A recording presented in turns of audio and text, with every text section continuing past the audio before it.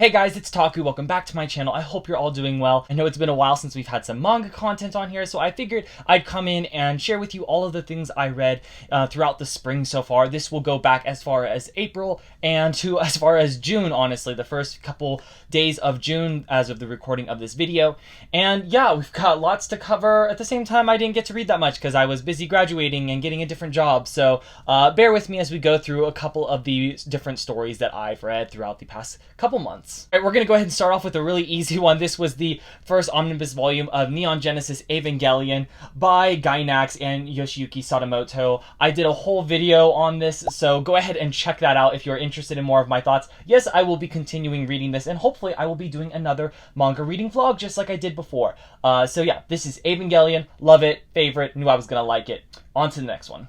Okay, here is my second read. This was BL Metamorphosis Volume 1 by Kaoru Tsurutanni. I've heard about this forever. It's actually been sitting right here on my shelf for a long time, and I finally got to crack into it. And guys, I'm in love with this story. I love this manga so much. I think it's so wholesome. The relationship between these two is exactly what I'm looking for in a manga of this kind. It's not, like, BL Metamorphosis has BL in the title, but you don't have to, read BL a lot to enjoy it. It's got lots of different informational bits about the BL world, but you can also just be in it for the slice of life relationship stuff going on here. I do read BL, I do like it, and so this just checks off 2 boxes in one go, and I'm looking forward to reading the rest of this. My third volume was the only actual volume of BL that I read, and this is Replay by Saki Tsukahara. This is from Tokyo Pop. I'm so excited to start collecting more of Tokyo Pop's publications.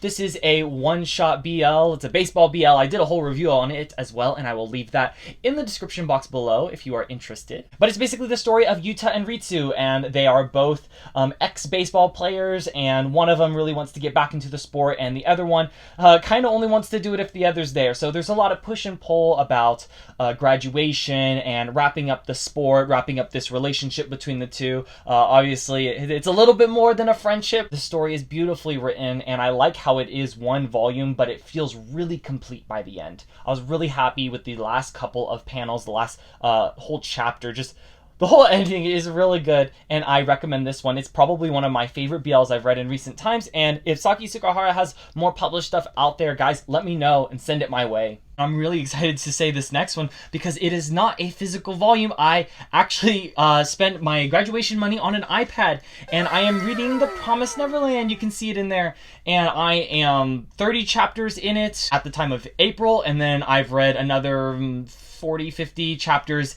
in May. As of now, I'm on chapter 76 of The Promised Neverland. And this is the manga from the Shonen Jump app, story by Kayu Shirai and art by Posuka Demizu. And I probably butchered all those names. Sorry, I'm just really excited about reading digital manga. I've been exploring the digital outlet for a while now, and I finally decided to just cave and just do it. I was like, you know what, I'm just going to buy an iPad because I eventually would like to make the shift to digital for some really long-running series that I want to collect. Not that The Promised Neverland is super long, but it's long enough, and it's on the Shonen Jump app. So with the reading of The Promised Neverland, I naturally stopped watching the second season of the anime when it was airing. I think I got only about 4 or 5 episodes in, which is a great time to cut it because, oh wow, it's really different. They really changed some stuff. At this point, I personally can't say if it's better or worse. I just do know that there are lots of cuts, and cuts that change the story. And I like the story of The Promised Neverland. I liked what it was going. I liked what it was building up. And so I was like, you know what? I'm just going to stop here, and we are going to read this thing, and then I will go back and maybe watch it if I feel like it. Promised Neverland is one of my favorites. I've shared the anime around to my friends. I've watched it. I haven't seen the dub yet. I heard it was really good, but I figured the manga was the last piece that I needed to kind of pull this all together, and it's great so far. I did start from the beginning. The beginning is just as good. The anime does a very good job, at least the first season does, and then the beginning of the second season's alright, and then it switches after that. So I stopped probably where I definitely shouldn't have gone on, and I'm so glad that I didn't. I think chapter 74 is about into volume 8. I can't remember if it's 8 or 9, but I'm floating around there somewhere, and I'm really liking it so far. Another interesting read that I had wasn't manga this month. It was I've Been Killing Slaves for 300 Years and Maxed Out My Level. This is a light novel from Yen Press, and it's by Kisetsu Morita and illustrations by Benio. I had this on my shelf for a very long time. I actually picked this up, I think, when this first volume came out. So probably a couple years ago now it's been here. And with the recent announcement of the anime, it finally kicked me into my button gear, and I read this, and I loved it. And it was so good. And I don't even know if I'm actually going to keep getting more, though. It's so funny. It's weird to have a book that you like a lot, but then not want to keep going with it. And I think it's because the slice of life like genre isn't like fully my thing. What I got from this first volume was this wholesome story about the Witch of the Highlands. She's a wonderful human being. She is immortal. She died in her human life, of course, due to overwork, light novel stuff. But then she was reincarnated as this immortal witch, and she told herself one thing in the new life, and that was she was going to take it easy. And so before she knew it, 300 years passed, and she's the strongest creature on this side of the Highlands. And it's basically about her building a family, get to know people, connect, make bonds and memories, and this is where that story begins. Again, I really liked what I got from this first volume. We've introduced to a couple of really cute characters, some Lolita type family members, some slimes, some baby slimes, and I don't know if I need more. I think maybe I'll check out the anime, and if the anime is what's propelling me to pick up more, then I will. But otherwise, it is kind of a slow read light novel, just a fantasy isekai light novel, and yeah, it's peaceful, it's wholesome, it's good. And the most exciting read of the past couple months for me has got to be Negima Magister Magi. This is the manga by Ken Akumatsu, iconic mangaka, very funny harem writer. He kind of kicked it all into gear, especially with small boys having lots of women. It's insane. Like, Negi is this homeroom teacher in Japan. He's a wizard. He's also very smart, and he's got a class of 31 girls to wrangle at Mohora Academy. And yeah, so he's a child professor, a brilliant kid, and unfortunately for him, he gets into a lot of hijinks with these girls. But more importantly than that, the manga starts to develop a very large story that is not all bikinis and swimsuits. Don't get me wrong, those are present, but it's a lot more about the magical world and exploring kind of the end of reality as they know it if they don't take up the art of magic. So he starts teaching his students magic. Eventually his secret gets leaked out, and before you know it, you've got all these girls joining him in this epic apocalyptic story of great proportions. Negima was the first anime I ever watched. I watched the second season of it and then went back and watched the first season of it, and I've really been a huge fan of this series ever since. I give it lots of pardons, even though it does a lot of silly, stupid stuff in it. It is a harem, you know, fantasy, magical, high school thing. I actually think these girls are middle school. Ooh. But I pretty much view the whole franchise through rose-colored glasses.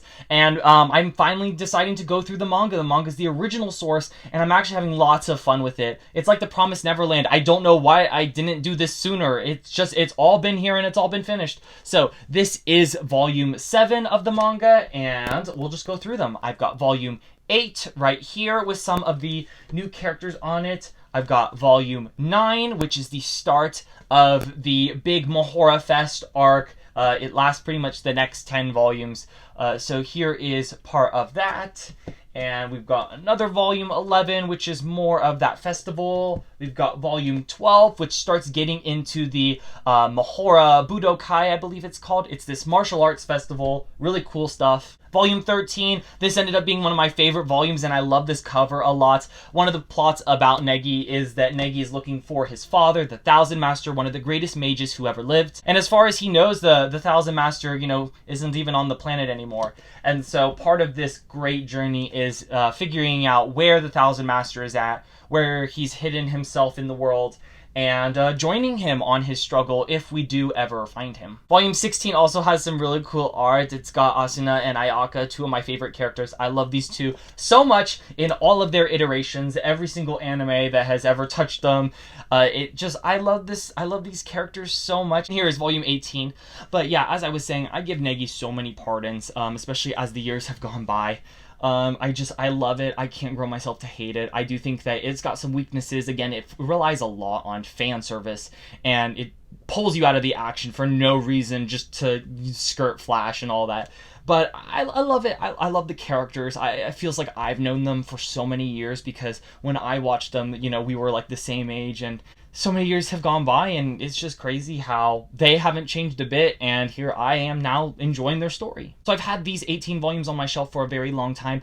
That actually rounds out the story almost perfectly, and I went ahead and bought the next 10 on eBay, just bought them all used, and I will buy the final 10 that I am missing, probably on Right Stuff, and I will finish out my Negi collection, hopefully over the summer. You will join me on this journey, finishing all 38 volumes of Negi. Again, it's going to be a really cool thing to just see how my thoughts change on this series, because right now I really do like it. I thought the Mahora Fest arc was really lots of fun, and I hope that the series continues to build on more of the epic side of it and less on the fan service stuff. But it's Ken Akamatsu, so we'll see what he's got. But guys, that's everything I've got for the past couple months. Again, I started a new job and I graduated, so things were a bit hectic at the beginning, but hopefully I will be getting back into the swing of making videos for you guys, especially doing things like this manga recap videos, because these are really easy to do. Let me know if you've been reading anything cool. Let me know if you're reading The Promised Neverland or anything else on the Shonen Jump app. And if you like any other digital manga services, send me your recommendations. I've watched a lot of people's videos, especially a lot of your guys' videos,